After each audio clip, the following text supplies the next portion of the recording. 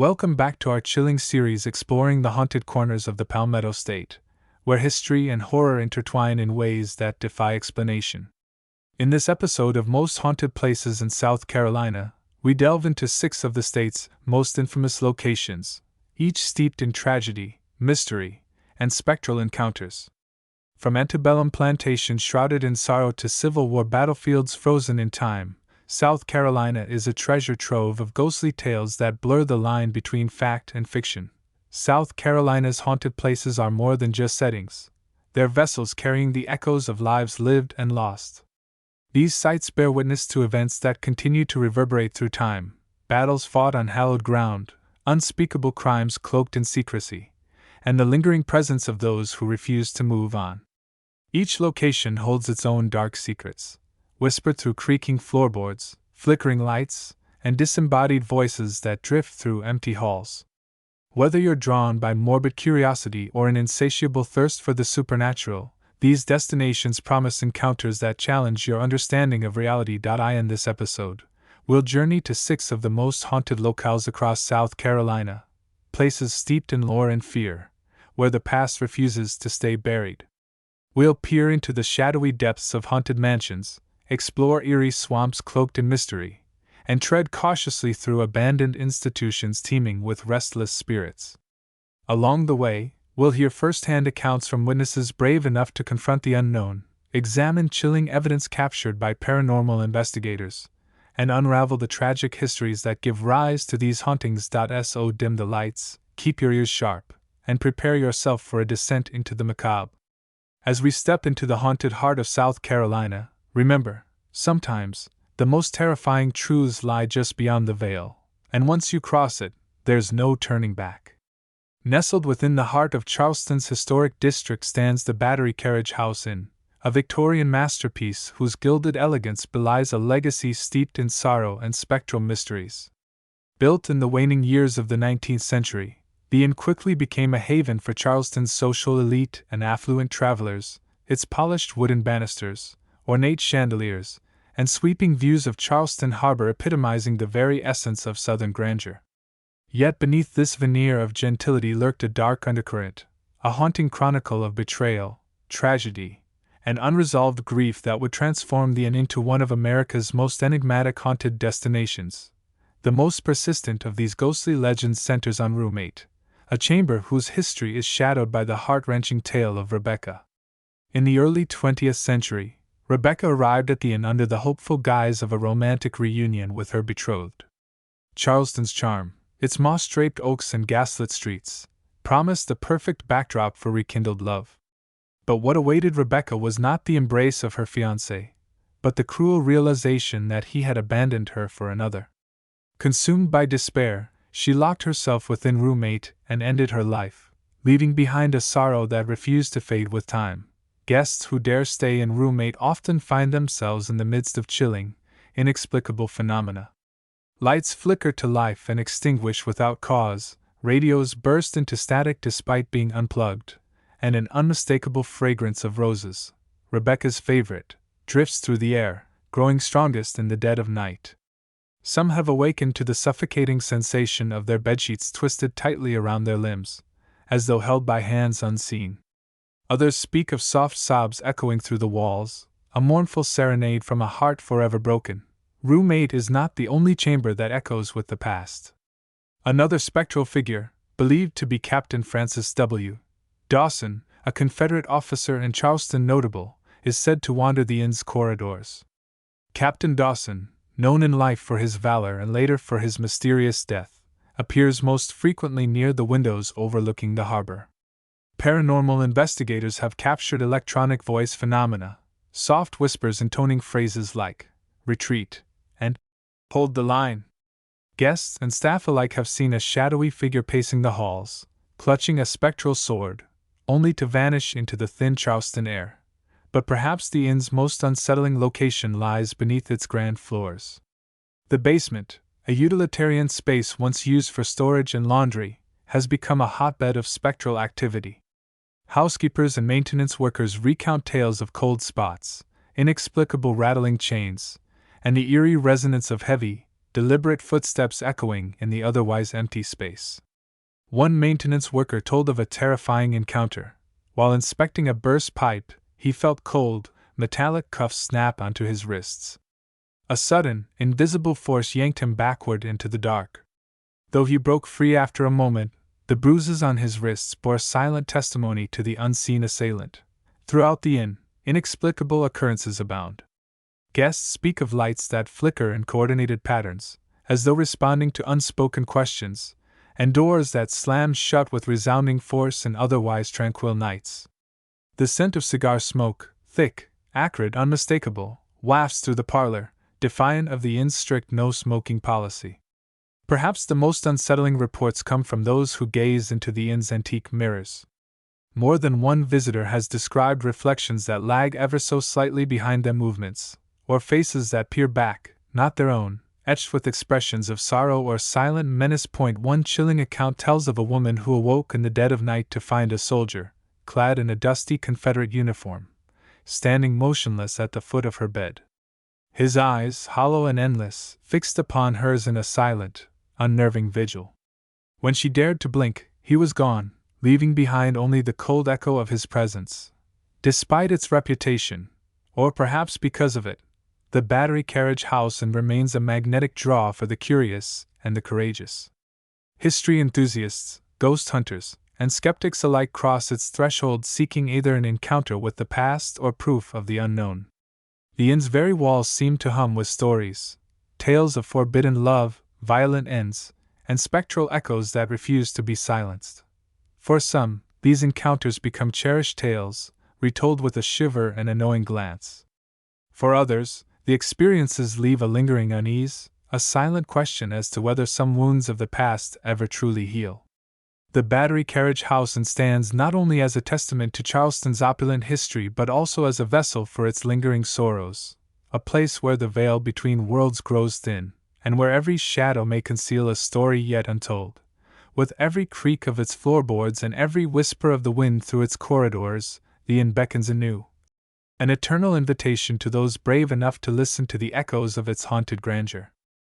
The enigmatic charm of Charleston's historic district nestled within the cobblestone streets and antebellum splendor of Charleston's historic district, the Battery Carriage House stands as a testament to both luxury and mystery.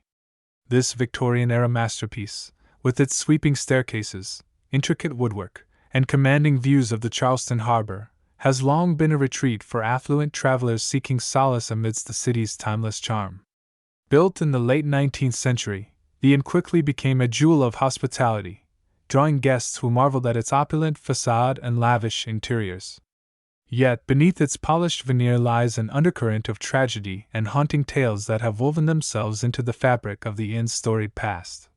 The inn's architecture is a marvel unto itself, blending grandeur with an almost eerie sense of foreboding. Towering ceilings adorned with ornate moldings rise above rooms filled with antique furnishings, their gleaming surfaces reflecting the soft glow of vintage chandeliers. Stained glass windows cast kaleidoscopic patterns across the floors, while fireplaces carved from marble evoke an era when craftsmanship was king. Each corner of the inn whispers secrets of a bygone age, yet these whispers are often drowned out by the unsettling echoes of events that unfolded within its walls. For all its beauty, the Battery Carriage House Inn is not merely a monument to elegance. It is also a vessel of despair, where untold stories of scandal, violence, and heartbreak linger like shadows in the corners of its halls. The tragic tale of Rebecca in the early 20th century, the Battery Carriage House Inn bore witness to one of its most poignant tragedies involving a young woman named Rebecca. Drawn by the promise of love, she arrived at the inn expecting to meet her fiancé, only to be met with betrayal. Upon discovering his infidelity, Rebecca's world crumbled around her. Overwhelmed by sorrow and a broken heart, she retreated to room 8, a space that would soon become synonymous with her tragic fate. The despair that engulfed Rebecca led her to take her own life within those very walls, leaving behind a legacy of grief that continues to permeate the room. Today, visitors to room 8 recount eerie experiences that seem to echo Rebecca's sorrowful presence. Lights flicker unpredictably, radios tune into static-filled frequencies without human intervention, and an inexplicable scent of roses, a favorite of Rebecca's, often lingers in the air. These phenomena paint a chilling picture of a spirit unable to find peace, forever bound to the place of her deepest pain. Moreover, several guests have reported waking up in the dead of night to find their bed linens inexplicably tangled around them, as if held down by unseen hands. This spectral grip, they whisper, feels eerily reminiscent of a desperate embrace, perhaps a manifestation of Rebecca's eternal longing for the love she lost. Thus, Room 8 stands not just as a part of the inn, but as a haunted chamber where the past and present converge in a dance of ghostly grandeur. The haunting presence of Captain Francis W. Dawson among the inn's spectral inhabitants, none looms as large or as enigmatic as Captain Francis W. Dawson, a Confederate officer whose restless spirit is said to roam the property. Historical accounts suggest that Dawson, a decorated soldier during the Civil War, frequented the Battery Carriage House and during the conflict, using it as a temporary refuge amid the chaos of battle. Known for his unwavering dedication to duty and his strategic brilliance on the battlefield, Dawson's connection to the inn runs deep, though the exact nature of his attachment remains shrouded in mystery. Some speculate that he sought solace within its walls after grueling campaigns, while others believe he may have harbored a personal connection to the property, one that ultimately sealed his fate. Paranormal investigators have long been drawn to the inn's shadowy corridors, and their efforts have yielded compelling evidence of Dawson's lingering presence. EVP, electronic voice phenomenon, recordings captured during late-night sessions reveal faint, disembodied whispers echoing phrases like, retreat, and hold the line, words that evoke the urgency and tension of war. Witnesses describe encountering a shadowy figure resembling Dawson near the inn's windows, pacing anxiously as though reliving moments of strategic contemplation. Clutching what appears to be a sword, the apparition exudes an aura of authority and unease, only to vanish abruptly into thin air. These encounters, coupled with the spectral murmurs and fleeting glimpses, paint a vivid portrait of a man eternally bound to the duties and traumas of his past, refusing to relinquish his post even in death. A tapestry of ghostly narratives beyond the prominent legends of Rebecca and Captain Dawson.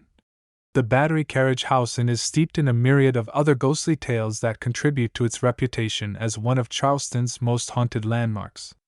Among the most frequently recounted is the story of a young boy believed to haunt the attic. Guests have reported hearing faint laughter and the sound of tiny footsteps echoing through the upper floors, as though a child were playing hide-and-seek among the dusty beams. Some claim to have seen a small, translucent figure darting between the shadows, clutching a wooden toy soldier, a relic of another era. Locals whisper that the boy, who died tragically in a fire over a century ago, remains trapped in the attic, forever searching for his lost playthings. Equally chilling is the tale of the Lady in White, a spectral figure said to glide silently through the inn's hallways late at night. Described as an ethereal woman draped in flowing white garments, she is often spotted descending the grand staircase or standing motionless by the windows overlooking the harbor. Some believe her to be the spirit of a bride who perished on her wedding day, while others speculate she was a former resident of the inn who met an untimely end. Her appearances are accompanied by an icy draft and the faint tinkling of piano keys, as though she were revisiting the joyous moments of her past. Adding to the inn's mystique are the reports of disembodied voices emanating from empty rooms, doors creaking open without explanation, and the sensation of being watched in the dead of night. Together, these stories weave a rich tapestry of supernatural occurrences, transforming the Battery Carriage House Inn into a living repository of history and hauntings. Each tale adds depth to the inn's ghostly grandeur, ensuring that its legacy as a place of both beauty and unease endures for generations to come. The enduring legacy of the Battery Carriage House Inn. The Battery Carriage House Inn stands as more than just a historical landmark. It is a living testament to the interplay between the past and present.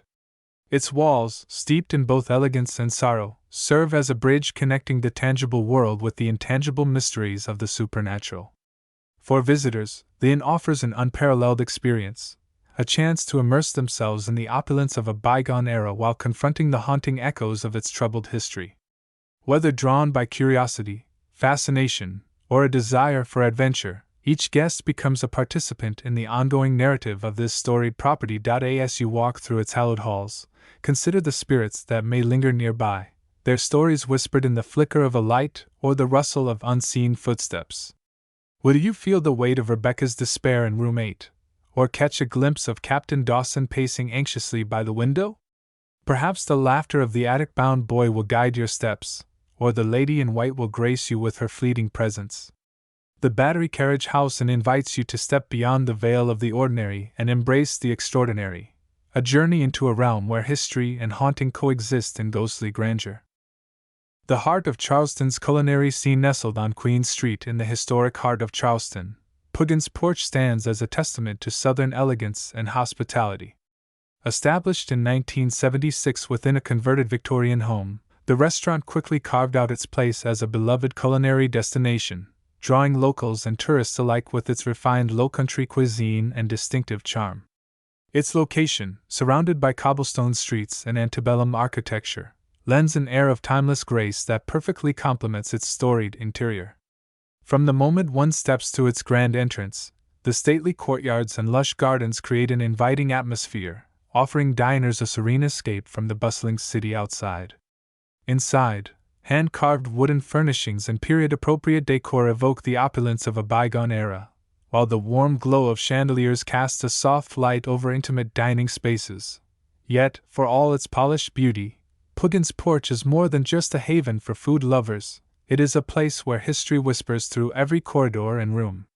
The building itself predates the restaurant by over a century, its walls bearing witness to countless stories of joy, tragedy, and everything in between. Before it became a celebrated eatery, the Victorian home was a private residence, hosting generations of families whose lives were deeply intertwined with the rhythms of Charleston's society. This rich tapestry of history gives the restaurant an undeniable allure, but it also hints at something darker lurking beneath its elegant surface, a legacy of spectral encounters and haunting tales that have become as much a part of Poogan's identity as its shrimp and grits or she crab soup. The tragic tale of Zoe, once a beloved resident of what is now Poogan's Porch, lived a life shadowed by personal struggles and societal pressures in the early 20th century. Historical records paint a picture of a woman caught in the crossfires of her own making and external circumstances beyond her control. Her kindness was well known among neighbors, yet her inner turmoil remained largely unseen, hidden behind closed doors and polite smiles. The tragic end to Zoe's story came in the form of a devastating fire that engulfed her home in the early 1900s. The inferno, which started in the kitchen, quickly spiraled out of control, trapping Zoe inside the burning structure. Despite the valiant efforts of local firefighters and neighbors, the flames proved too fierce and fast-moving, leaving little chance for escape. Zoe's death not only left a void in the community but also sent shockwaves through the tight-knit neighborhood, stirring a mixture of grief and guilt among those who had known her. Today, Zoe's spirit is said to linger within the walls of Poogan's Porch, unable to leave the scene of her untimely demise. Guests and staff frequently recount sightings of a woman in a flowing Victorian gown, gliding silently through the dining rooms. Her translucent form is often illuminated by the dim lights of the restaurant, casting eerie shadows across the walls. Many report feeling an icy draft pass through them as she drifts by, a chilling reminder of the fire that claimed her life. Others speak of hearing soft humming emanating from empty rooms, believed to be Zoe tidying up after guests long gone, maintaining a semblance of order and dignity in her eternal vigil. These manifestations are not merely ghostly apparitions but poignant echoes of Zoe's enduring presence, intertwining her tragic past with the daily operations of the bustling restaurant. Each sighting, each cold breeze, serves as a spectral thread connecting the present to the haunted legacy of Poogan's Porch, ensuring that Zoe's memory remains etched into the fabric of this historic venue. The enigmatic presence of Eleanor Braddock, a name synonymous with Charleston's high society during the late 19th century, continues to cast a commanding shadow over Poogan's Porch. Known for her larger-than-life personality and impeccable taste, Eleanor was a fixture of the social scene, hosting extravagant soirees that drew the elite of the city to her Victorian home. Her parties were legendary, blending opulent decor with lively music and sumptuous feasts, leaving an indelible mark on the property even after her passing. Though she never resided there permanently, her frequent gatherings turned the house into a hub of revelry and refinement, cementing her legacy in its very walls. Visitors to Poogan's porch today often describe encountering a tall, imposing figure clad in period attire, believed to be Eleanor herself.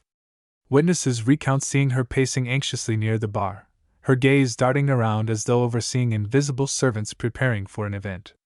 Others claim to have spotted her sitting alone at a corner table, her posture regal and unwavering, as if awaiting the arrival of guests who will never come.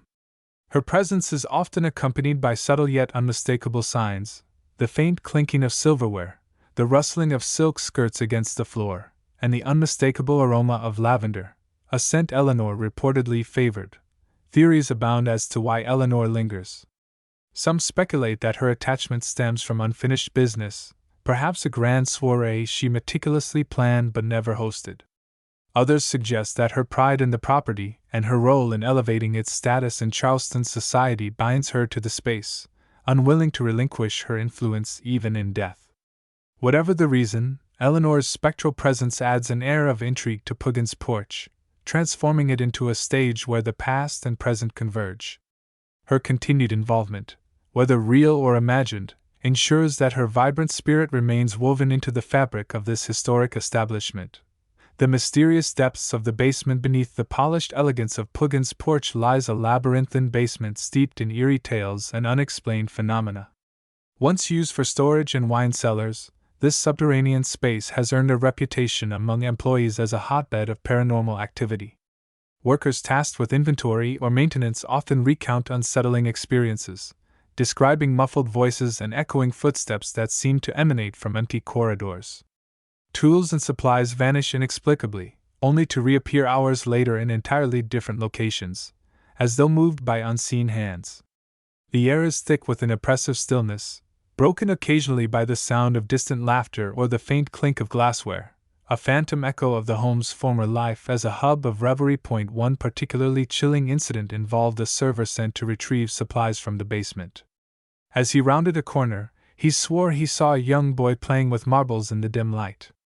The child, dressed in tattered period clothing, seemed oblivious to his presence, engrossed in his game. When the server approached, the boy vanished without a trace, leaving behind only the faint scent of damp earth and an unsettling chill. Speculation abounds that the boy may have been a victim of illness or accident during the home's early years, forever trapped in the confines of its lower levels. These accounts, coupled with the basement's foreboding atmosphere, make it a focal point of the restaurant's haunted lore, a place where the boundaries between the living and the dead blur, leaving those who dare to venture below with lingering questions and a sense of unease. A living legacy of elegance and mystery. Poogan's porch stands as a remarkable intersection of elegance and the supernatural, where the past and present entwine in a delicate dance. The restaurant's ability to seamlessly blend refined Southern hospitality with its haunted heritage creates an atmosphere that is both enchanting and enigmatic. Each corner of the Victorian home seems to pulse with history, from the stately courtyards and hand-carved furnishings to the spectral echoes of Zoe and Eleanor that linger in its halls. The juxtaposition of its culinary mastery and ghostly tales invites visitors to savor not only the flavors of low-country cuisine but also the mysteries that permeate its walls. Whether drawn by the allure of its menu or the promise of encountering the otherworldly, guests leave Poogan's porch with a deeper appreciation for how history shapes the present, and how the supernatural can coexist with the sublime. A testament to time and turmoil nestled deep within the moss-draped forests of Beaufort County, the ruins of Old Sheldon Church rise like a spectral sentinel from the shadows of history. Built in 1753, this once majestic Episcopal sanctuary was a marvel of colonial architecture, its towering brick walls and elegant columns embodying both spiritual devotion and human ingenuity. Designed by renowned architect John Henry Devereux, the church served as a spiritual haven for generations of worshippers who gathered beneath its vaulted ceilings to seek solace, celebrate milestones, and mourn losses. Its construction, funded by plantation owners and local congregants, symbolized not only their faith but also their aspirations for permanence and prosperity in the New World. Yet, the church's storied past is marred by episodes of violence and desecration that mirror the tumultuous history of the region. During the American Revolutionary War, British forces razed the original structure in 1779, reducing it to smoldering ruins as punishment for the congregation's resistance against crown rule. Undeterred, the resilient parishioners rebuilt the church in the early 19th century, only for it to be torched again during the Civil War, this time by Union troops. Each act of destruction left scars not only on the physical edifice but also on the collective psyche of those who called it sacred.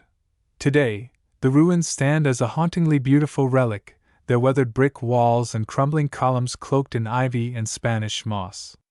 The interplay of light and shadow among the skeletal remains creates an atmosphere of quiet reverence, yet beneath the surface lies an undercurrent of sorrow.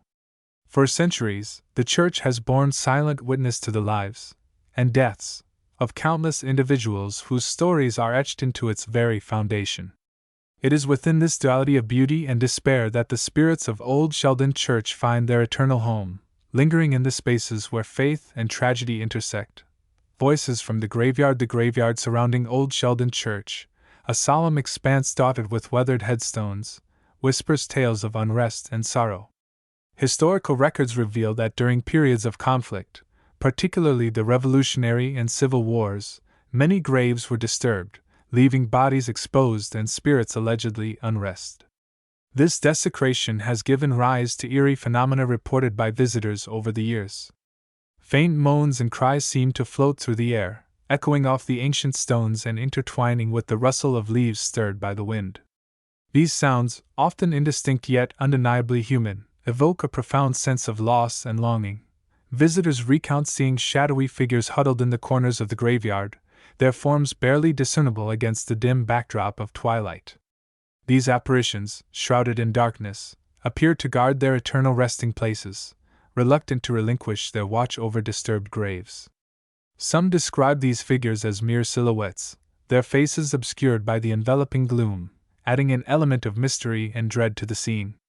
The oppressive weight that settles upon those who venture too close to these spectral guardians is palpable, a heavy, almost tangible force that presses down on the shoulders and chest, making each step toward the heart of the graveyard feel laborious and laden with foreboding. This pervasive atmosphere of unease is not merely psychological but seems to emanate from the very soil beneath the feet of intruders. The ground, perhaps still marked by the chaos of past conflicts, feels charged with an energy that defies explanation. As dusk falls and shadows lengthen, the boundary between the seen and unseen blurs, allowing the past to reach out and touch the present. It is here, amidst the remnants of shattered tombstones and forgotten names, that the living encounter the echoes of those who can find no peace, an enduring testament to the power of place and memory intertwined. The haunting Reverend Hewitt among the spectral inhabitants of Old Sheldon Church. None looms larger or more tragic than Reverend Alexander Hewitt, a fiery preacher whose impassioned sermons became a rallying cry for resistance during the Revolutionary War.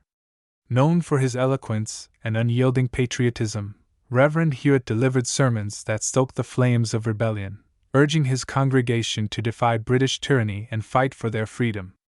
His words, laced with fervor and conviction, resonated deeply with the parishioners but earned him bitter enmity from occupying forces. Historical accounts suggest that his outspoken defiance may have contributed to the first burning of the church in 1779, an act of retribution that left the sanctuary in ruins and its congregation in mourning. Today, Reverend Hewitt's spirit is said to linger within the nave of the reconstructed ruins, a restless presence bound to the site of his greatest triumphs and ultimate tragedy. Visitors have reported sightings of a pale figure clad in clerical robes pacing near the altar, his expression frozen in eternal anguish. Witnesses describe the apparition as tall and gaunt, his translucent form illuminated faintly by moonlight filtering through the broken windows. He moves with purpose, as though rehearsing one of his legendary sermons, yet his eyes betray a deep sorrow, as if he bears the weight of all the souls lost to war and desolation. Adding to the eeriness are the sounds that accompany his ghostly presence. Guests recount hearing faint whispers of prayer and hymns drifting through the air, their melodies fragmented but unmistakably reverent. These ethereal voices seem to swell and fade unpredictably, creating an auditory tapestry that evokes the solemnity of a service long ended. Others claim to feel an inexplicable chill when standing near the altar, as though the reverend spirit lingers nearby, imploring them to listen, to remember, and perhaps to pray. Together, these manifestations paint a vivid portrait of a man whose faith and fervor remain undiminished even in death, forever tethered to the sacred space where he once preached and prayed. Shadows among the trees beyond the crumbling walls of Old Sheldon Church, the surrounding woods stretch endlessly, forming a labyrinth of towering oaks and dense underbrush draped in cascading Spanish moss. These ancient trees, their gnarled branches reaching skyward like skeletal fingers, create an atmosphere thick with foreboding. Visitors wandering through this shadowy expanse often describe an overwhelming sense of being watched, as though unseen eyes track their every movement from behind the veil of leaves and vines. The oppressive silence of the forest is occasionally pierced by the rustling of unseen creatures or the distant creak of swaying branches, yet these sounds only heighten the unease, amplifying the feeling of intrusion into a realm not meant for the living. Amidst this eerie tableau, apparitions have been reported by those brave enough to venture deeper into the woods. Witnesses describe fleeting glimpses of men and women in period clothing, their faces gaunt and weary, standing silently amidst the graves or vanishing into the mist before they can be approached. These spectral figures, often appearing at the edges of vision, seem tethered to the land, unable, or unwilling, to leave the grounds where they once lived and died. Their presence is accompanied by disembodied voices calling out names unfamiliar to modern ears, believed to belong to parishioners buried without proper markers or whose graves were lost to time and neglect. Adding to the disquiet are the shadows that flit across peripheral vision, darting between trees or hovering just beyond reach. These ephemeral shapes move with an unnatural fluidity, disappearing entirely when directly observed, leaving only the lingering impression of something otherworldly. The combination of visual anomalies, auditory whispers, and the pervasive sensation of being surveilled transforms the forest into a realm where reality blurs into the supernatural. Here, amidst the ruins and relics of Old Sheldon Church, the boundaries between the living and the dead dissolve, inviting visitors to confront the mysteries that lie hidden within the haunted woods. Unveiling the unseen. Paranormal investigations at Old Sheldon. Paranormal investigators drawn to Old Sheldon Church have uncovered a wealth of chilling evidence that underscores its reputation as one of South Carolina's most active haunted sites. Armed with EMF detectors, EVP recorders, and infrared cameras, researchers have documented numerous instances of inexplicable phenomena within the ruins and surrounding graveyard.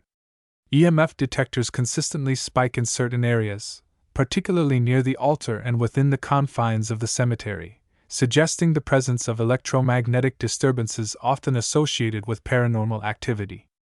These fluctuations, unexplained by natural causes, lend credence to the belief that the spirits of the past continue to inhabit the sacred grounds. EVP recordings captured during late-night sessions have revealed faint whispers and anguished cries, their origins impossible to trace. Investigators describe hearing disembodied voices pleading for help or murmuring prayers, their tones tinged with desperation. One particularly unsettling recording features a child's voice softly calling out, "Find me," though no children were present during the investigation. Another team captured a chilling photograph of a translucent figure standing in the doorway of the ruins, its hands raised as if in supplication or despair. The image, grainy yet unmistakable, shows the figure bathed in an ethereal glow, its face obscured but its posture conveying an overwhelming sense of sorrow. The majestic allure of Litchfield Plantation. Nestled along the serene marshlands of Pawleys Island, Litchfield Plantation rises like a sentinel of history, its sprawling fields and towering live oaks evoking an era when South Carolina's antebellum elite thrived amidst the grandeur of plantation life. Built in the mid-18th century, the estate stands as a testament to architectural brilliance and agricultural prosperity, its elegant plantation house commanding attention with its stately columns, sweeping verandas, and intricate woodwork. Surrounded by centuries-old live oaks draped in Spanish moss, the plantation exudes an aura of permanence and tradition, as though it has stood untouched by time itself. Yet beneath this veneer of southern charm lies a darker narrative, one woven with tales of betrayal, murder, and vengeful spirits that refuse to be forgotten. The grounds of Litchfield Plantation are a study in contrasts. The tranquil beauty of its marshland vistas and manicured gardens belies the turmoil that once unfolded within its walls. Visitors are often struck by the haunting stillness that settles over the property, broken only by the rustle of leaves or the distant cry of birds. It is here, amid the creaking floorboards and shadowy corners of the plantation house, that whispers of the past seem to linger most persistently. Each room tells a story, some of opulence and celebration, others of anguish and loss. From the grand staircase where Colonel Huji's ghostly footsteps echoed to the balcony railing where Emily's spectral figure is said to perch, the plantation teems with reminders of its troubled history. These elements combine to create an atmosphere that is equal parts enchanting and unsettling, inviting curiosity while instilling a quiet unease in those who dare to explore its depths. The shadow of Colonel Benjamin Huger, the patriarch of the influential Huger family, was a man whose presence loomed large over Litchfield Plantation during its zenith. A shrewd landowner and staunch supporter of the Confederacy, he was known for his unyielding ambition and fierce loyalty to his family's legacy. His leadership brought prosperity to the plantation, but it also made him a target of envy and malice. In the early 19th century, rumors of political intrigue and personal vendettas began to swirl around the estate, casting a pall over its once celebratory halls. Whispers of rival landowners conspiring against him and accusations of treachery among his peers grew louder, creating an atmosphere of tension that seemed to seep into the very walls of the mansion. The tragic culmination of these tensions came on a fateful night when Colonel Huger was found dead under circumstances that remained shrouded in mystery. While official accounts attributed his death to an accidental fall down the grand staircase, many locals were convinced foul play was involved. Speculation pointed to enemies who sought to dismantle his influence, though no definitive evidence ever surfaced. The colonel's untimely demise left a void in the plantation's leadership and ignited a firestorm of gossip that would haunt the estate for generations. To this day, visitors claim to encounter remnants of Colonel Huji's restless spirit. Faint footsteps echoing down the staircase evoke the chilling memory of his final moments, followed by a deafening crash that reverberates through the halls. Some report seeing a pale figure dressed in period attire, his face etched with sorrow, gazing mournfully from upstairs windows. Others describe feeling an oppressive weight in certain rooms, as if the air itself carries the burden of unresolved decisions and lingering regrets. Whether pacing anxiously or staring out into eternity, Colonel Huji's ghost remains a poignant reminder of the plantation's turbulent past, a specter unwilling to relinquish his hold on the estate he once ruled. The tragic tale of Emily Huger, the youngest daughter of Colonel Benjamin Huger, embodied both the grace and fragility expected of her station in life. Her days at Litchfield Plantation were marked by the rigid expectations of Southern aristocracy, yet beneath her genteel exterior lay a heart yearning for freedom and love. During the tumultuous years of the Civil War, Emily's world collided with that of a Union soldier stationed near the plantation. Their meetings were clandestine, hidden beneath the cover of moonlit nights and whispered promises, but their connection was undeniable. For Emily, this forbidden romance represented a fleeting escape from the suffocating confines of her father's authority. For the soldier, it was a beacon of hope amid the horrors of war. When news of their secret engagement reached Colonel Huger, however, his reaction was swift and merciless. Furious at the prospect of his daughter aligning herself with the enemy, he forbade the union outright, issuing stern warnings to both Emily and her lover. Heartbroken and desperate, Emily saw no path forward but to flee the plantation, seeking solace in the nearby marshlands. Her disappearance sent shockwaves through the household, prompting frantic searches that ended in tragedy. Days later, her lifeless body was discovered in the marshes, bruised and battered, leaving unanswered questions about whether her death was an accident, a result of despair, or something more sinister. Today, Emily's presence lingers palpably at Litchfield Plantation, her story etched into the fabric of its haunted lore. Visitors recount sightings of a spectral figure perched precariously on the balcony railing, her gaze fixed downward as though contemplating another leap. Others speak of hearing faint sobs carried by the wind, accompanied by the eerie splash of water rippling against the riverbanks. These manifestations paint a haunting portrait of a young woman forever trapped between love and loss, her spirit unable to find peace amid the shadows of her tragic end. Echoes of celebration and mourning despite the tragedies that have marked its history. Litchfield Plantation was once a vibrant hub of social gatherings, hosting lavish parties and celebrations that epitomize the elegance of Southern high society. These events, steeped in music, laughter, and revelry, left an indelible imprint on the estate, their energy seemingly absorbed into the very walls of the plantation house. Guests would arrive in horse-drawn carriages, their finery glinting under the glow of lanterns, as the strains of a piano drifted from open windows into the warm night air.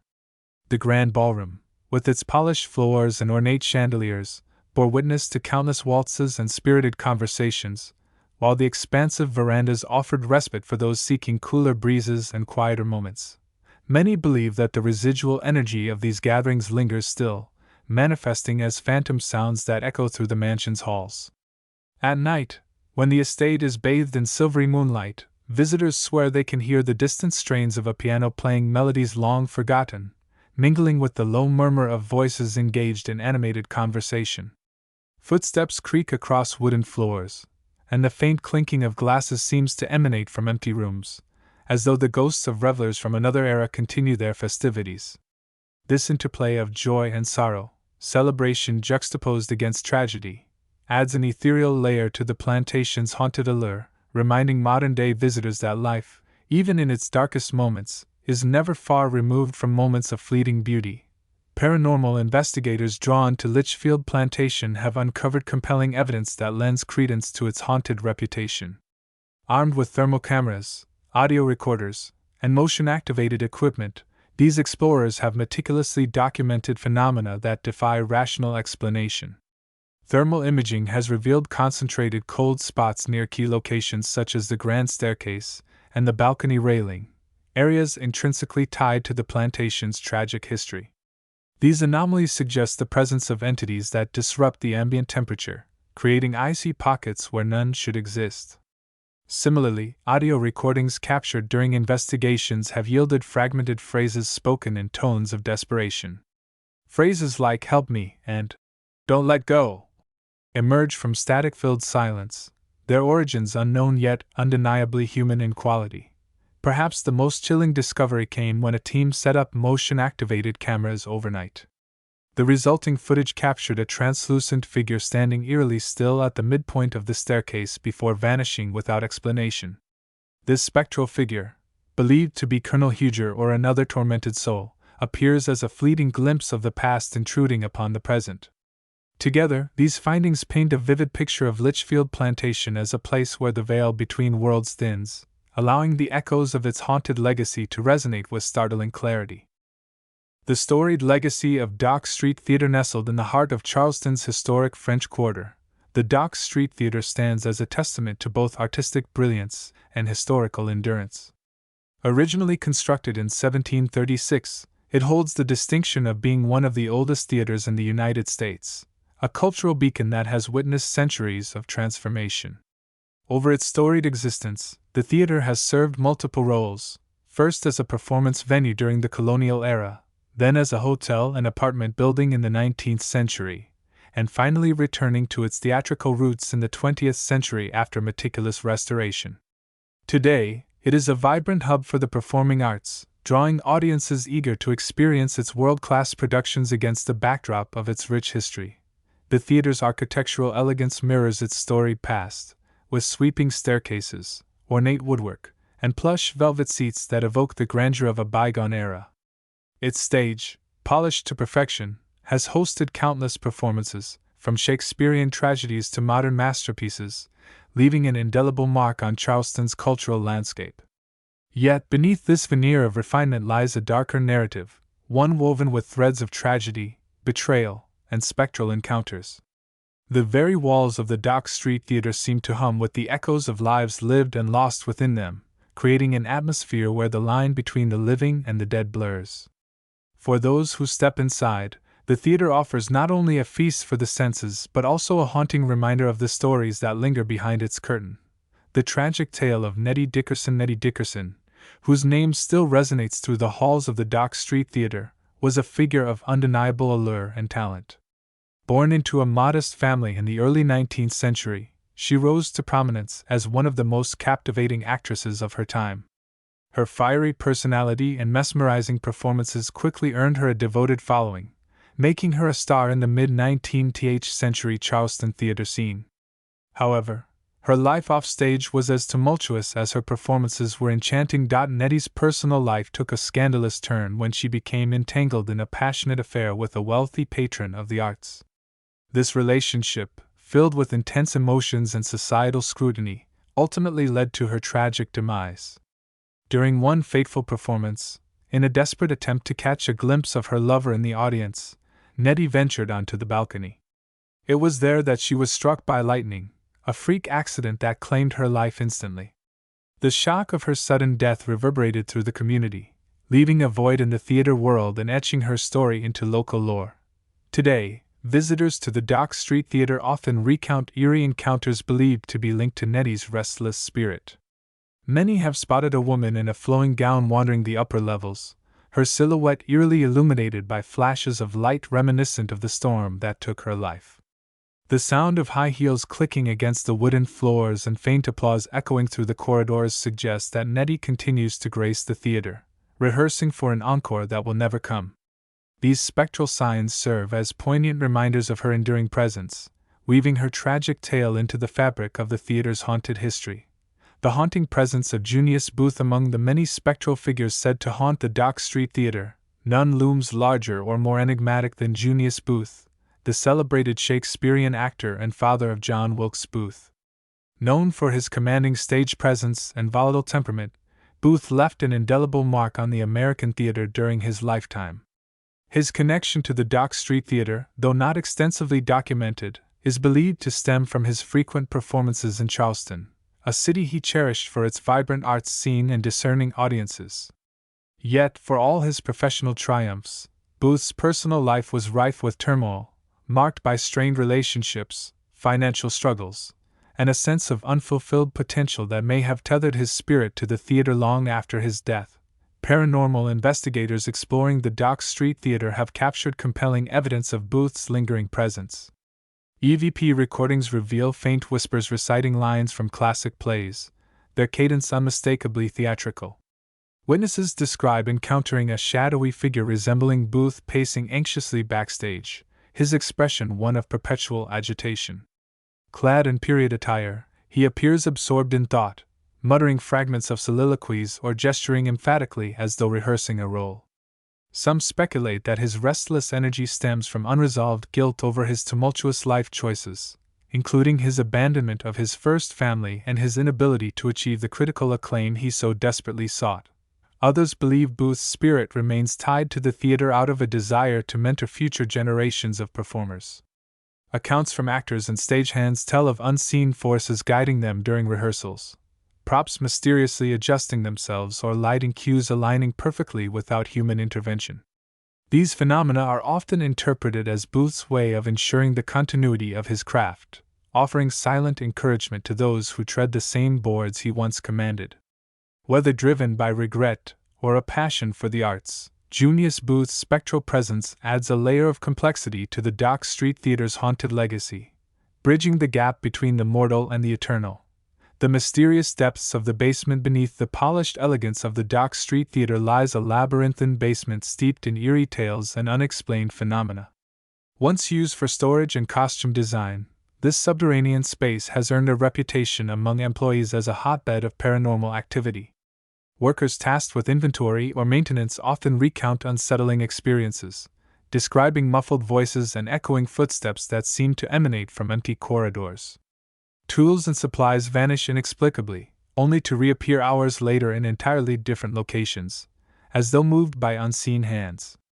The air is thick with an oppressive stillness, broken occasionally by the sound of distant laughter or the faint clink of glassware, a phantom echo of the home's former life as a hub of revelry. One particularly chilling incident involved a stagehand sent to retrieve props from the basement.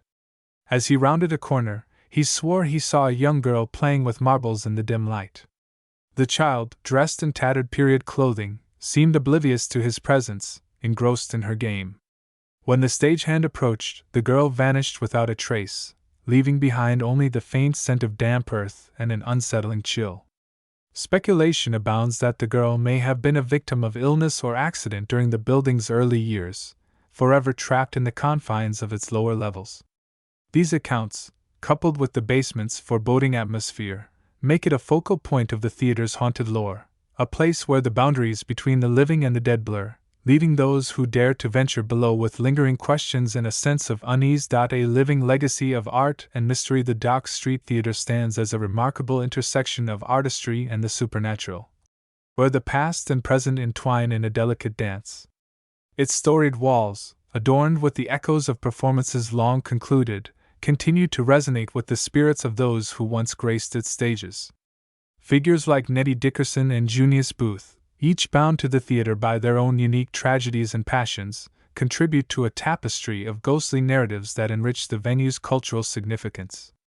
Visitors and performers alike often speak of feeling an almost palpable connection to these spectral presences, as if the theater itself breathes with the collective energy of its history. This blend of artistic legacy and spectral intrigue makes the Dock Street Theater a singular destination. For audiences, it offers not only the thrill of live performance, but also the tantalizing possibility of encountering the otherworldly. Actors stepping onto its stage may feel the weight of unseen eyes watching their every move, while staff members navigate its corridors with a mix of reverence and trepidation.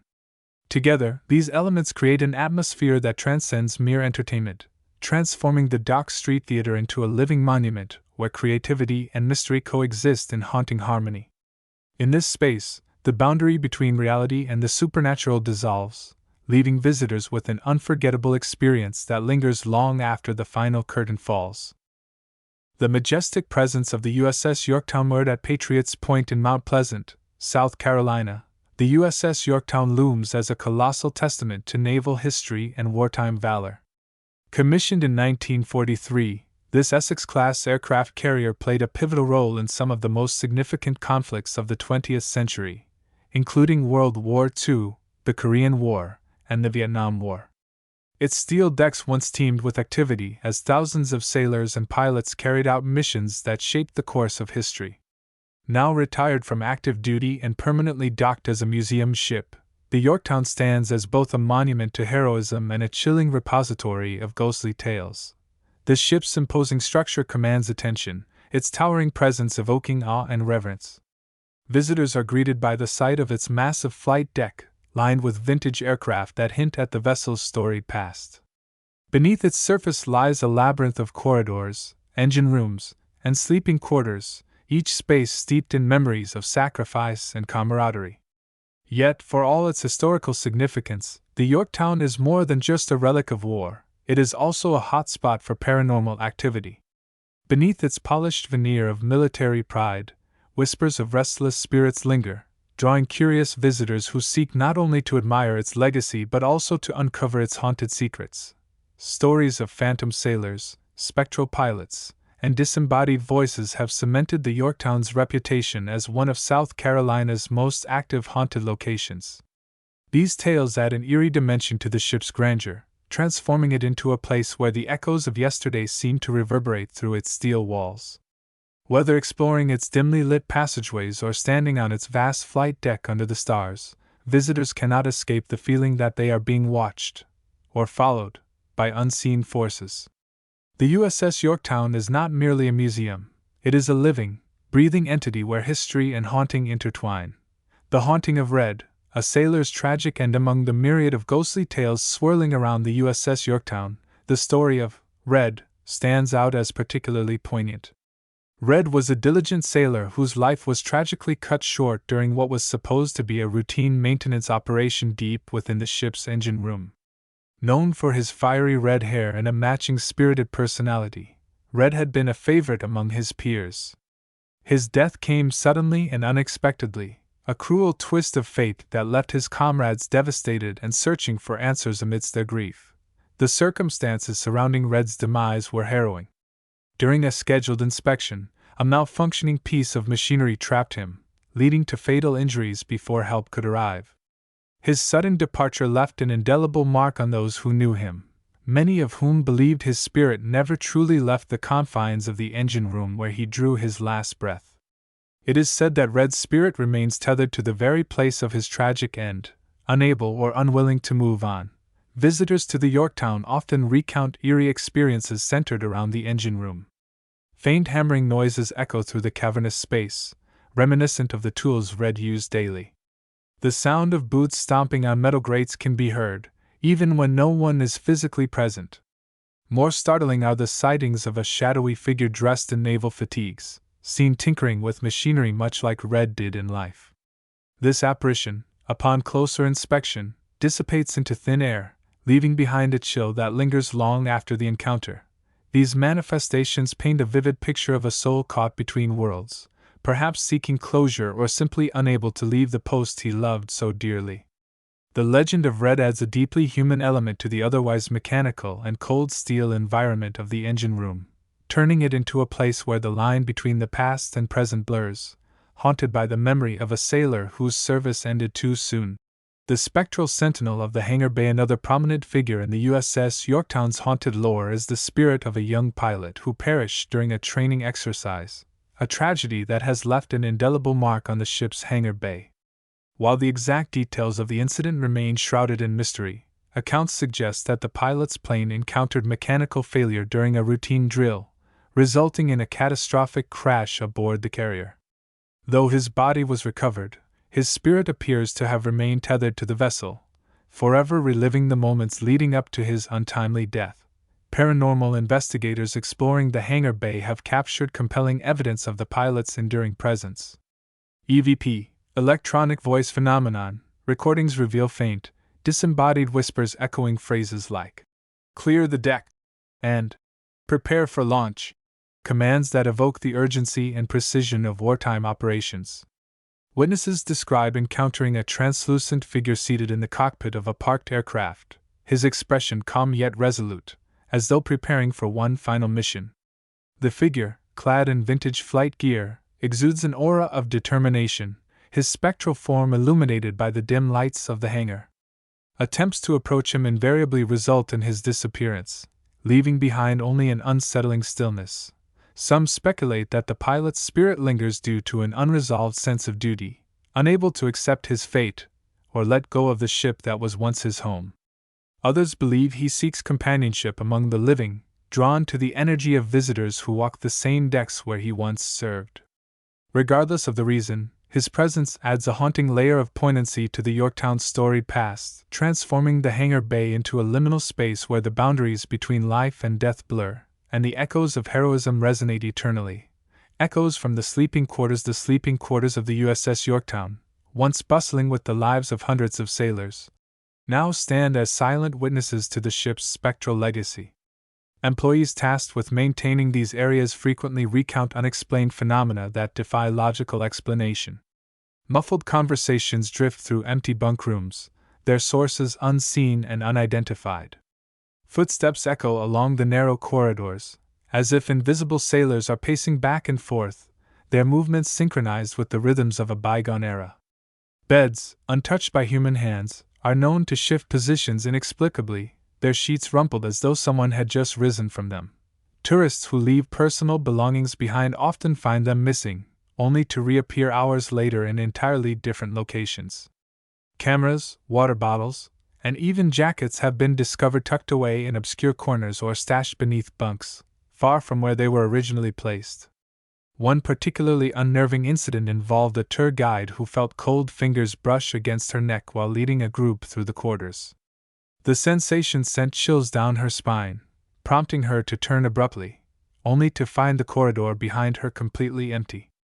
Such encounters leave employees and visitors alike with an unsettling awareness of the unseen forces that seem to inhabit these spaces, their presence palpable yet intangible, as though the spirits of former crew members refuse to relinquish their claim to the ship. Modern-day investigations and evidence in recent years. The USS Yorktown has become a focal point for paranormal researchers eager to explore its haunted reputation. Armed with cutting-edge technology, investigators have uncovered compelling evidence that supports the claims of spectral activity aboard the ship. Thermal imaging cameras have revealed significant temperature drops in key areas such as the engine room and hangar bay, suggesting the presence of cold spots often associated with paranormal phenomena. Electromagnetic field (EMF) meters, meanwhile, have registered unusual spikes near vintage equipment believed to have been used during wartime operations. These anomalies, coupled with first-hand accounts from visitors and employees, lend credence to the notion that the Yorktown harbors restless spirits unwilling to abandon their post. Perhaps the most striking findings come from audio recordings captured during overnight investigations. Disembodied voices, captured through EVP sessions, utter fragmented sentences like, "Man your stations," and "We're going down," phrases that evoke the urgency and tension of combat. These recordings, combined with the visual and environmental data, paint a vivid picture of a ship alive with spectral activity. For thrill seekers and history buffs alike, the opportunity to encounter these phantoms firsthand adds an electrifying edge to the Yorktown experience, blending the allure of military history with the spine-tingling thrill of the supernatural. The USS Yorktown stands as a testament to the enduring interplay between history and the supernatural, where the echoes of heroism and tragedy continue to resonate through its steel corridors. For visitors brave enough to step aboard, the ship offers more than a glimpse into its storied past. It invites them to confront the spectral whispers that linger just beyond the veil. As you wander its labyrinthine passageways, listen closely for the faint hammering in the engine room, the muffled voices in the sleeping quarters, or the disembodied commands floating through the hangar bay.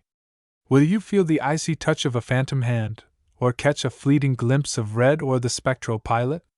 The Yorktown's haunted allure ensures that every step you take may bring you face to face with the restless spirits who call this legendary vessel home. A pillar of history amidst Charleston's vibrant streets, the old Exchange and Provost Dungeon stands as a monumental testament to Charleston's storied past, its weathered stone facade rising proudly amidst the city's bustling streets. Completed in 1771, this architectural marvel served as a customs house, marketplace, and courtroom during its early years, making it a cornerstone of colonial commerce and governance. Its grand main hall, with towering columns and vaulted ceilings, once echoed with the lively clamor of merchants haggling over goods and the solemn deliberations of judges presiding over cases. Yet beneath its dignified exterior lies a darker chapter etched into the bedrock, the infamous Provost Dungeon. Carved directly into the earth beneath the Exchange, the dungeon was a grim holding cell for prisoners of war, pirates, and criminals awaiting trial during the Revolutionary War. The air within its walls remains damp and heavy, a tangible reminder of the suffering endured by those confined within its claustrophobic depths. Chains still hang from rusted hooks, their cold metal links a haunting symbol of the captivity that defined this space. Today, the dungeon has become synonymous with paranormal activity, drawing visitors eager to explore its eerie confines. Stories of spectral figures, disembodied voices, and inexplicable phenomena have cemented its reputation as one of Charleston's most haunted sites. For those who dare to descend into its shadowy depths, the dungeon offers not only a glimpse into history but also an encounter with the lingering echoes of those who never left. The haunting legacy of Stede Bonnet, one of the most enduring legends tied to the Provost Dungeon, revolves around Stede Bonnet, the enigmatic figure known as the Gentleman Pirate. Unlike many of his contemporaries, Bonnet was no rugged sea dog but a wealthy landowner who abandoned his privileged life to pursue piracy, earning him both infamy and curiosity. Captured after a series of daring escapades, Bonnet was imprisoned in the dungeon before his eventual execution. Historical accounts describe his final days as fraught with despair, his once aristocratic demeanor shattered by the oppressive conditions of his confinement.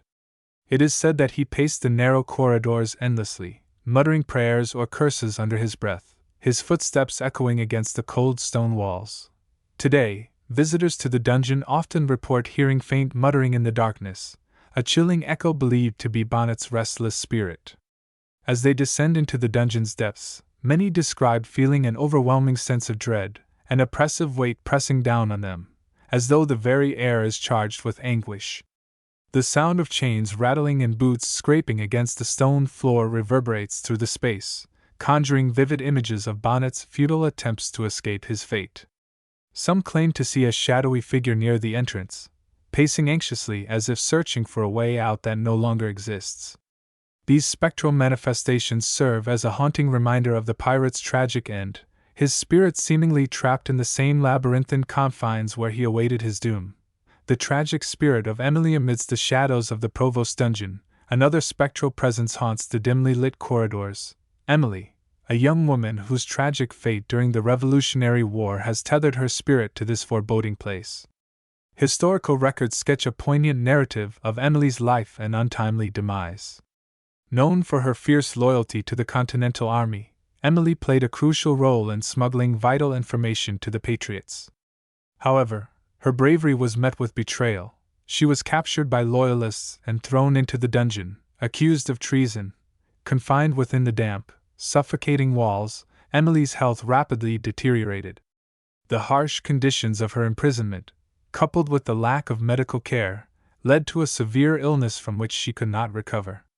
Witnesses recount seeing a pale figure crouched in the corner of the dungeon, her wide eyes filled with terror, a haunting vision believed to be Emily reliving her final days.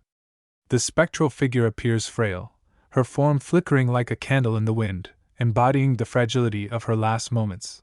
Adding to the eeriness, visitors frequently report hearing faint sobbing that seems to emanate from the dungeon's darkest corners. This mournful sound is often accompanied by the unsettling noise of scratching, as if Emily is clawing at the impenetrable walls in a desperate bid for freedom. Her cries for help, though silent now, resonate through the ages, capturing the hearts of those who dare to listen. Emily's story, marked by courage and cruelty, continues to echo through the Provost dungeon, ensuring that her tragic legacy endures alongside the more notorious tales of piracy and punishment. Echoes of the past in the main hall. While the Provost dungeon holds the darkest secrets of the old exchange, the main hall above is far from immune to the supernatural. Once a bustling hub of commerce and justice, this cavernous space now serves as a museum and event venue, yet its storied past lingers in ways that defy explanation. Employees tasked with maintaining the area often recount eerie experiences that disrupt the otherwise quiet atmosphere. Muffled voices drift through the hall, their origins impossible to trace, while phantom footsteps echo across the polished floors as though invisible figures are retracing paths from centuries ago. Objects, too, seem to possess a will of their own. Tools and cleaning supplies vanish without warning, only to reappear hours later in entirely different locations. One particularly unnerving incident involved a tour guide who felt an icy sensation grip his wrists, followed by the unmistakable pressure of cold metal cuffs snapping shut. Pulled backward toward the shadows, he was abruptly released, leaving him shaken but unharmed. Such occurrences lend credence to the belief that the spirits of those who once walked these halls, judges, merchants, soldiers, and prisoners alike, remain bound to the space, their unresolved stories etched into the very fabric of the building. Whether remnants of wartime operations or echoes of daily life, these phenomena blur the line between history and haunting, inviting modern-day visitors to confront the unseen forces that still inhabit the old exchange. Modern-day investigations, unveiling the supernatural in recent years. The old exchange in Provost Dungeon has become a focal point for paranormal investigators seeking to unravel its spectral mysteries. Armed with advanced technology, researchers have documented compelling evidence that suggests the site is indeed a hotbed of supernatural activity. Thermal imaging cameras, for instance, have revealed significant temperature drops in specific areas, particularly in the dungeon and sections of the main hall. These cold spots, often hovering several degrees below ambient levels, align with accounts of icy sensations reported by visitors and staff. Electromagnetic field, EMF, meters have also registered unusual spikes, especially near antique artifacts believed to have been used during wartime operations. Investigators speculate that these fluctuations may indicate the presence of residual energy or active spirits attempting to communicate. Perhaps the most striking findings come from audio recordings captured during late-night sessions. EVP, electronic voice phenomenon, analysis has yielded disembodied voices uttering fragmented sentences such as, "Help us," and "We're still here," their tones ranging from desperate pleas to somber declarations. These recordings, paired with visual anomalies like shadowy figures captured on camera, provide a tantalizing glimpse into the otherworldly forces that continue to inhabit the old exchange. Together, these findings reinforce the enduring allure of the site, bridging the gap between historical fact and ghostly folklore. For those drawn to the old exchange and Provost Dungeon, the experience transcends mere tourism. It becomes a visceral journey through history and the supernatural. As you cross the threshold into its storied halls, take a moment to absorb the weight of centuries past. The air is thick with the echoes of merchants' bargains, judges' gavels, and prisoners' whispers, each layer of history palpable in the cool, damp atmosphere. Descend into the dungeon, where the oppressive darkness presses close, and listen for the faint mutterings of Stede Bonnet or the mournful sobs of Emily. Will you feel the phantom cuffs snap around your wrists, or catch a glimpse of a shadowy figure pacing near the entrance? Above, in the main hall, let your steps echo among the ghosts of Charleston's elite, their unresolved stories lingering in every corner. Whether you seek the thrill of encountering the unknown or simply wish to immerse yourself in the rich tapestry of the past, the Old Exchange invites you to step beyond the veil of the ordinary. Here, the boundaries between the living and the dead blur, offering a rare opportunity to connect with the spirits who refuse to fade. Embrace the mystery, for within these walls, history and haunting converge in an unforgettable dance of memory and myth. The grandeur and shadows of Rose Hill Plantation nestled along the banks of the Savannah River in Union County, South Carolina. Rose Hill Plantation rises like a ghost from the antebellum era, a sprawling estate that once epitomized prosperity and southern grandeur. Built in the early 19th century, the plantation thrived as a hub of cotton production, its fields stretching endlessly under the watchful gaze of towering magnolia trees. The grand mansion at its heart stood as a testament to wealth and tradition, its stately columns and intricate woodwork reflecting the opulence of its time. Yet beneath this veneer of permanence lies a darker narrative, one marked by the brutal realities of slavery, betrayal, and tragedy. The plantation's history is deeply intertwined with the labor of enslaved individuals who worked tirelessly under oppressive conditions to sustain its success. While the mansion exuded elegance, the lives of those who toiled in its shadows were anything but. Oral histories recount tales of harsh punishments, broken families, and unyielding despair, painting a stark contrast between the beauty of the estate and the suffering endured within its boundaries. Over time, these stories have taken on an almost spectral quality, as if the land itself remembers the injustices committed upon it. Today, Rose Hill Plantation stands as both a historical landmark and a site of eerie intrigue. Visitors are drawn to its picturesque setting, where the Savannah River winds lazily past fields dotted with ancient oaks and Spanish moss. The mansion's weathered walls whisper secrets of a bygone era, while its grounds seem to pulse with an unsettling energy. For many, the plantation's allure lies not only in its architectural splendor but also in the lingering presence of unresolved pain and spectral echoes. It is a place where the past refuses to remain buried, casting long shadows across the savannah and inviting those brave enough to confront its haunted legacy. The tragic fate of Sarah's story at Rose Hill Plantation unfolds like a dark chapter from the annals of a troubled past. Entrapped in the relentless machinery of slavery, her life was one of ceaseless toil and fear. The oral histories passed down through generations speak volumes of her plight. Accused unjustly of stealing jewelry belonging to the plantation mistress, an act she fervently denied till her last breath. This accusation, steeped in the prejudices and power dynamics of the time, sealed her tragic fate. The punishment meted out to Sarah was brutal beyond measure. Historical records, though sparse and often biased, suggest that she was subjected to a severe beating by the overseers, driven by the mistress's fury and the need to set an example among the enslaved community. Her cries for mercy fell on deaf ears, drowned out by the clanging of chains and the merciless lashes. The brutality did not end with physical torment. After succumbing to her injuries, Sarah's body was disposed of with chilling indifference, buried hastily in an unmarked grave near the edge of the property, as if to erase her existence entirely. Yet Sarah's spirit could not be so easily silenced or forgotten. Visitors to Rose Hill Plantation report eerie encounters that echo her desperate pleas for justice. At dusk, when the Savannah River casts long shadows over the fields, a translucent figure is often seen wandering aimlessly, her silhouette hauntingly illuminated by the fading sunlight. This spectral presence, believed to be Sarah, evokes profound sorrow and unease among those who witness it.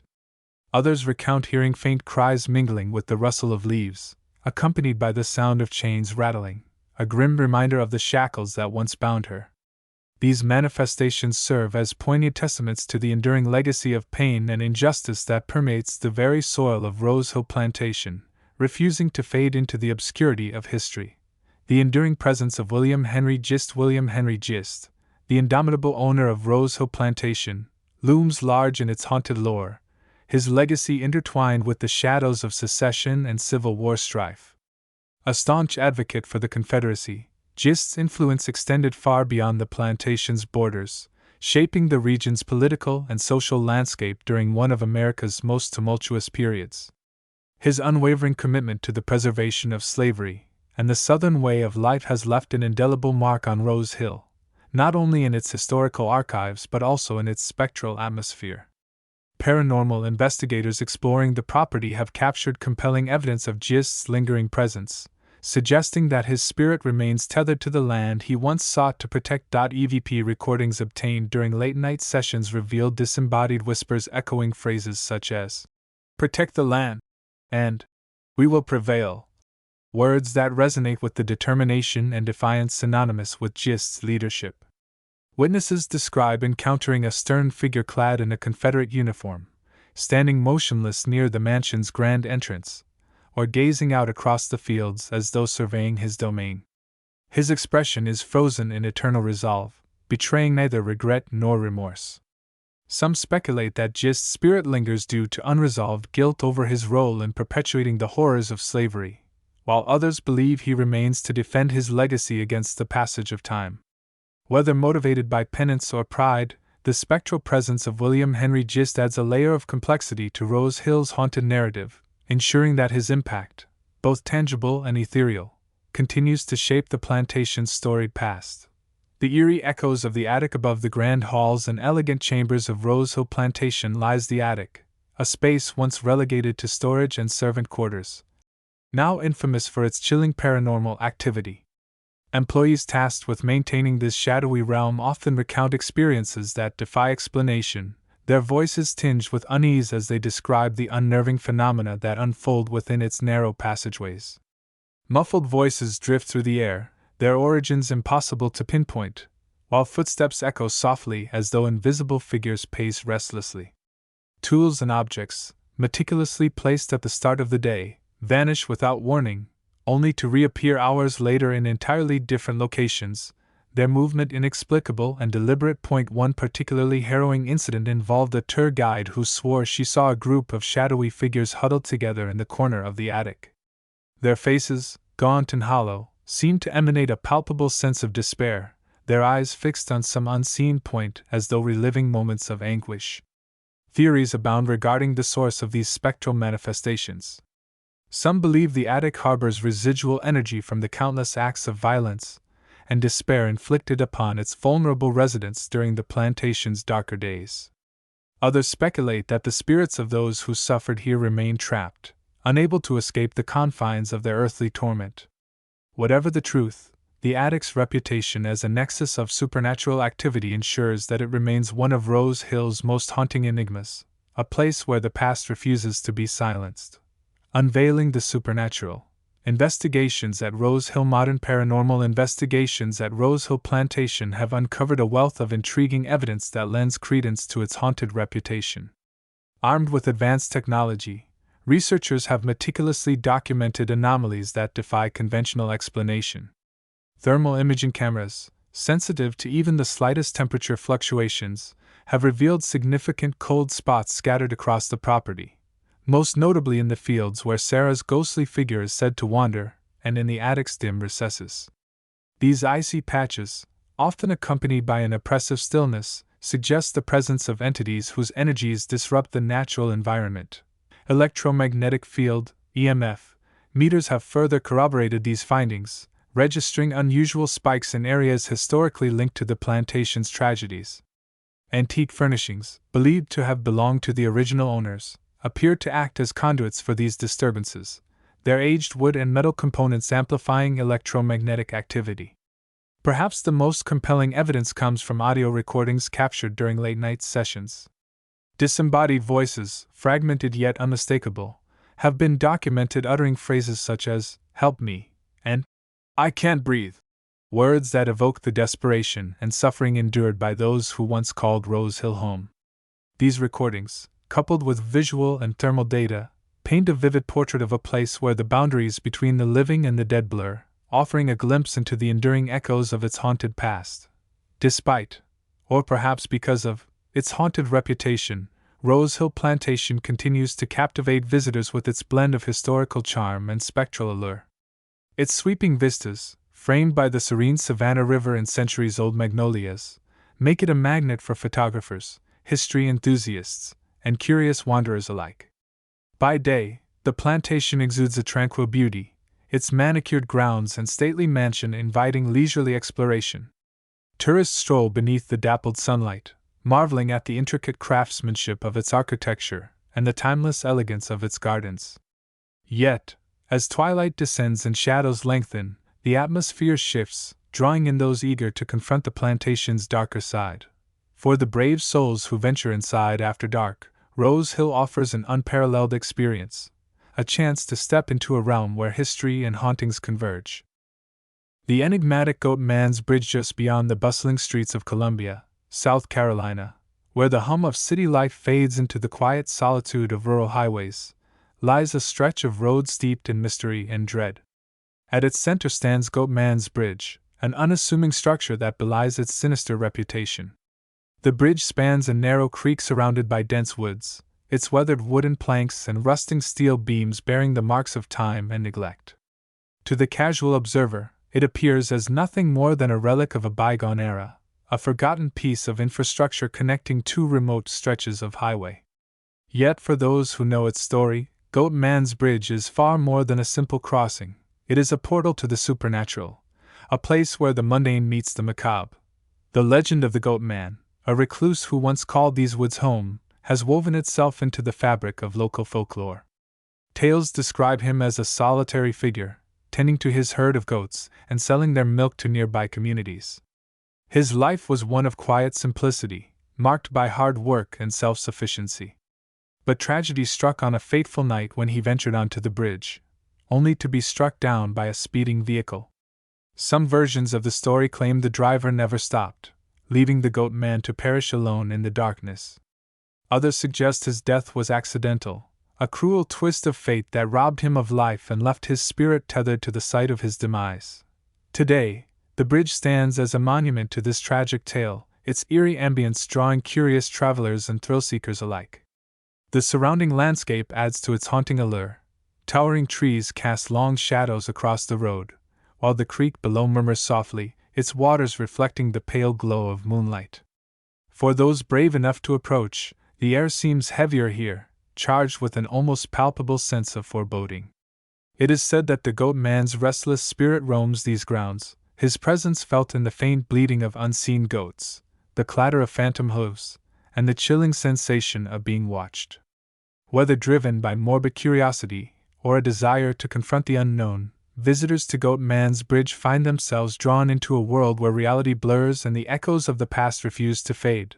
The mysterious disappearance and haunting presence, the exact circumstances surrounding the Goat Man's untimely demise are shrouded in ambiguity, yet they form the crux of the haunting tales that envelop Goat Man's Bridge. On that ill-fated evening, under the cloak of darkness, the Goat Man was traversing the bridge, likely returning from a day's labor or perhaps tending to his goats, scattered near the creek. As he navigated the dimly lit path, a speeding vehicle emerged out of nowhere, its headlights cutting through the foggy night. The collision was sudden and fatal, leaving the Goat Man sprawled on the cold, hard planks of the bridge. The driver, reportedly panicked and possibly intoxicated, fled the scene without a backward glance, condemning the Goat Man to a solitary death amidst the desolation he called home. This violent end is believed to have tethered his soul to the bridge, unable to cross over due to the abruptness of his passing and the injustice of his abandonment. Locals recount spine-chilling encounters with what they believe to be the Goat Man's ghost. Many report seeing a shadowy figure, illuminated eerily by their car headlights, standing at the center of the bridge.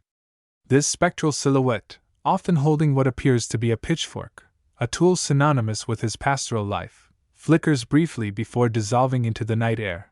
The auditory manifestations are equally unsettling. Visitors speak of hearing faint bleating sounds mingling with the clatter of phantom hooves, echoing eerily as if an invisible herd is forever roaming the vicinity. These auditory illusions are not just limited to animal sounds. An icy breeze sweeps over unsuspecting travelers, carrying with it the nauseating stench of rotting flesh, a grim reminder of the goat man's fatal encounter. Such sensory experiences leave a profound impact, embedding the legend of the goat man deeply into the psyche of those who dare to venture near the bridge after dusk, perpetuating the cycle of fear and fascination that surrounds this haunted locale. The sinister warnings of the night as midnight approaches, Goat Man's Bridge transforms into a realm where the ordinary rules of reality seem to dissolve. Urban legends abound, warning travelers of the dangers that await those who dare to linger too long near the bridge during these witching hours. According to whispered tales passed down through generations, drivers who pause on the bridge at midnight risk encountering the Goat Man himself. Witnesses describe a towering, shadowy figure emerging from the darkness, his voice gravelly and commanding as he demands payment for safe passage. Those who comply, tossing coins or small trinkets onto the bridge, claim to feel an immediate shift in the atmosphere, a fleeting sense of relief followed by the eerie silence of the Goat Man vanishing into thin air. The consequences of ignoring his demand, however, are far more harrowing. Stories tell of vehicles suddenly stalling, their engines sputtering to a halt as headlights flicker and die, plunging drivers into suffocating darkness. Navigation systems malfunction, rendering GPS devices useless, while disembodied voices whisper urgent warnings. Turn back, they plead, or leave this place. These spectral murmurs grow louder, more insistent, as if the very fabric of the night conspires to drive intruders away. Panic sets in as the temperature drops sharply, an icy chill seeping through the car's interior, accompanied by the unmistakable stench of decay. For some, the experience escalates further. Doors lock and unlock on their own, windows roll down inexplicably, and the sensation of unseen hands gripping the steering wheel sends shivers down their spines. Those who manage to escape recount feeling pursued by an invisible force, their cars accelerating uncontrollably as if propelled by terror itself. These accounts serve as cautionary tales, urging others to heed the Goat Man's warnings and respect the boundaries of his domain. Midnight at Goat Man's Bridge is no ordinary hour. It is a time when the veil between worlds thins, and the Goat Man's wrath becomes all too real. Unraveling the supernatural threads, paranormal investigators drawn to Goat Man's Bridge have turned the site into a laboratory of the unexplained, meticulously documenting phenomena that defy rational explanation. Armed with EMF detectors, audio recorders, and thermal cameras, these explorers have uncovered evidence that lends credence to the haunting tales. One of the most consistent findings involves significant spikes in electromagnetic activity, particularly near the center of the bridge, the exact location where many claim to have encountered the Goat Man's ghost. These anomalies, which cannot be attributed to nearby power lines or electronic devices, suggest the presence of an energy source that defies conventional understanding. EVP, electronic voice phenomenon, recordings captured during late-night investigations further deepen the mystery. Faint whispers emerge from the static, their words often indistinct but occasionally discernible. Phrases like "help me" and "why did you leave?" resonate with anguish, as though the Goat Man's spirit lingers in perpetual torment, yearning for resolution. In one particularly chilling instance, an investigator recorded a blood-curdling scream that abruptly cut off, leaving behind an oppressive silence. The audio file, when analyzed, revealed no natural source for the sound, fueling speculation that it originated from another plane of existence. Perhaps the most compelling piece of evidence came in the form of a photograph taken during a full moon investigation. The image shows a translucent figure standing atop the bridge, its arms outstretched as if beckoning travelers closer. Enhanced analysis revealed no signs of digital manipulation, leaving researchers baffled by the apparition's origin. Coupled with first-hand accounts of glowing orbs hovering above the creek and shadowy figures darting between the trees, these findings have cemented Goat Man's Bridge as one of South Carolina's most active paranormal hotspots. Each piece of evidence adds another layer to the enigma, inviting both skepticism and awe in equal measure. A beacon for the brave and curious despite, or perhaps because of, its ominous reputation, Goat Man's Bridge continues to draw a steady stream of thrill seekers and the curious alike. For many, the allure lies in the chance to test their courage against the unknown, pitting their rationality against the inexplicable. Teens embarking on midnight road trips often make the bridge a mandatory stop, daring each other to step out of their cars and call out to the Goat Man. Their laughter masks an underlying nervousness, as they strain to hear the faintest bleat or catch a glimpse of movement in the shadows. Couples seeking a unique date night adventure find themselves entwined not only with each other but also with the suspenseful atmosphere, their hearts racing as they recount the legend and speculate about the Goat Man's motives.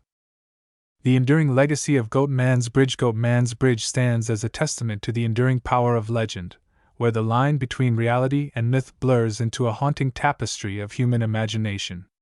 Its weathered planks and rusting beams are more than mere remnants of infrastructure. They are vessels of memory, carrying the weight of a tragic past and the whispers of a restless spirit. For those who dare to cross its threshold, the bridge offers not just a physical passage but a journey into the liminal space where the living and the dead converge. Here, the Goat Man's story persists, etched into the collective consciousness of those who hear the faint bleating of unseen goats, or feel the icy grip of his spectral presence. In confronting the mysteries of Goat Man's Bridge, we are reminded of our innate fascination with the unknown. Its legends challenge us to question the boundaries of rationality and embrace the enigmatic forces that shape our understanding of the world. Whether viewed as a chilling cautionary tale or a profound exploration of the supernatural, Goat Man's Bridge invites us to linger in the shadows of uncertainty, to listen, to wonder, and to remember that some stories are destined to remain unresolved, forever echoing in the silence of the night. Patterns across South Carolina's haunted places, themes of tragedy and resilience as we traverse the haunted landscapes of South Carolina, from the opulent halls of the Battery Carriage House into the somber depths of the Provost Dungeon. Striking similarities emerge that transcend individual locations and histories. These patterns are not merely coincidental but reflect universal themes of human emotion, unresolved trauma, and the enduring power of memory. From the wailing wards of hospitals to the shadowed basements of monuments, these sites share a commonality that binds them together in a spectral sisterhood of sorrow and suspense. One recurring motif is the concept of unfinished business. Whether it's the victims of unethical experiments, or the betrayed trust of patients subjected to inhumane treatments, these spirits seem tethered to the earthly realm by grievances left unaddressed. Their presence manifests as restless energy, often communicated through auditory phenomena, cries, whispers, or disembodied voices, that serve as pleas for acknowledgement or closure. This theme resonates across cultures and belief systems, reflecting humanity's innate need to resolve conflict and seek peace, even in death. Another shared characteristic is the role of architecture in amplifying paranormal activity. Historic buildings, with their labyrinthine corridors, thick walls, and hidden alcoves, create environments conducive to isolating individuals and heightening fear. These structural elements act as metaphors for the psychological barriers erected by those who suffered within their confines, trapping emotions such as anger, despair, and regret. It's no coincidence that many reported hauntings occur in spaces imbued with emotional significance: operating rooms where surgeries went awry, basements where bodies were stored, or wards where patients met tragic ends. Lighting and sensory manipulation also feature prominently in these narratives. Flickering lights, sudden temperature drops, and inexplicable odors are staples of ghostly encounters, designed to disorient and unsettle. Such phenomena strip away the comfort of familiarity, forcing guests to confront the unknown. The use of mirrors, a recurring element in stories from various haunted hospitals, adds another layer of psychological tension, as reflections distort perception and blur the boundary between self and other. This interplay of light and shadow becomes a tool wielded by unseen forces, creating moments of visceral terror that linger long after the initial shock subsides. Finally, the prevalence of historical context cannot be overstated. Each location's haunting is deeply rooted in its unique past, shaped by the socio-cultural milieu of its time. The brutal medical practices embedded in the DNA of older establishments contrast sharply with the glamorous yet tragic lives immortalized in urban legends. Yet both narratives tap into broader archetypes of ambition, betrayal, and mortality, ensuring their resonance with audiences regardless of personal experience. By drawing on these universal motifs, these haunted places transform from mere buildings despite, or perhaps because of, its ominous reputation. Goat Man's Bridge continues to draw a steady stream of thrill-seekers and the curious alike. For many, the allure lies in the chance to test their courage against the unknown, pitting their rationality against the inexplicable. Teens embarking on midnight road trips often make the bridge a mandatory stop, daring each other to step out of their cars and call out to the Goat Man. Their laughter masks an underlying nervousness, as they strain to hear the faintest bleat or catch a glimpse of movement in the shadows. Couples seeking a unique date-night adventure find themselves entwined not only with each other but also with the suspenseful atmosphere, their hearts racing as they recount the legend and speculate about the Goat Man's motives. Beyond the adrenaline junkies, there are those who visit Goat Man's Bridge seeking something deeper, a confrontation with the limits of human understanding. Ghost hunters and amateur paranormal enthusiasts arrive armed with equipment and theories, eager to peel back the layers of its haunted history. They spend hours in the dead of night, recording every sound and shadow, hoping to capture definitive proof of the supernatural. Even skeptics, initially dismissive of the tales, find themselves intrigued by the bridge's eerie ambience, questioning whether the stories might hold a kernel of truth. The bridge serves as more than just a backdrop for these encounters. It becomes a crucible of emotion and introspection. Whether driven by morbid curiosity, scientific inquiry, or the thrill of the unknown, visitors leave Goat Man's Bridge with a heightened awareness of the mysteries that lie just beyond the edge of perception. Its legends endure not because they are easily explained, but because they challenge us to embrace the unexplainable, reminding us that some stories are best left to linger in the twilight between fact and fiction.